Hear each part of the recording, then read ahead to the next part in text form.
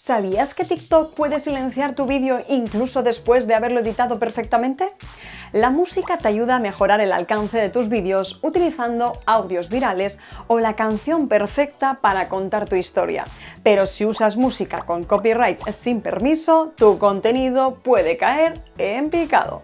Pero tranquilo, porque en este vídeo te voy a enseñar cómo usar la biblioteca de sonidos de TikTok tanto en el móvil como en el ordenador. ¡Vamos allá!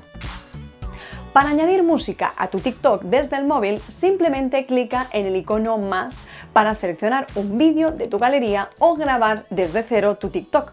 Una vez lo hayas hecho, en la parte superior de la pantalla te aparecerá el botón Añadir sonido, donde podrás buscar cualquiera de las canciones incluidas dentro de la biblioteca de sonidos de TikTok, que no te crearán ningún problema de copyright.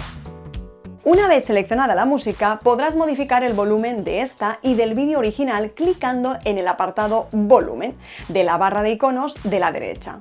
Pulsa en Siguiente cuando esté todo listo y termina de editar tu vídeo antes de publicarlo definitivamente. Es muy sencillo, ¿verdad? Si quieres subir un vídeo desde TikTok Studio en tu ordenador, solo tienes que clicar en Cargar, seleccionar el vídeo que quieras subir y bajo la previsualización del vídeo que tienes a la derecha de la pantalla, clicar en Sonidos para abrir la biblioteca. Ahora puedes buscar cualquier canción que TikTok tenga disponible para darle un toque especial a tu vídeo. Además, también podrás guardar tus canciones como favoritas para encontrarlas más fácilmente, tanto en la versión móvil como en el ordenador.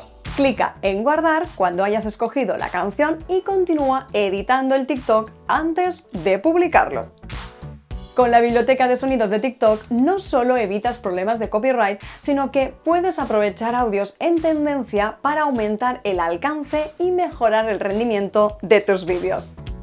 En mi opinión, ofrecer esta biblioteca de sonidos de forma gratuita es un gran avance de TikTok para fidelizar a los creadores.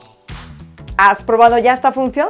Cuéntanoslo en comentarios, dale like al vídeo y no olvides suscribirte a nuestro canal para no perderte ninguno de nuestros vídeos semanales con tutoriales, novedades y muchos consejos. Nos vemos en el próximo vídeo.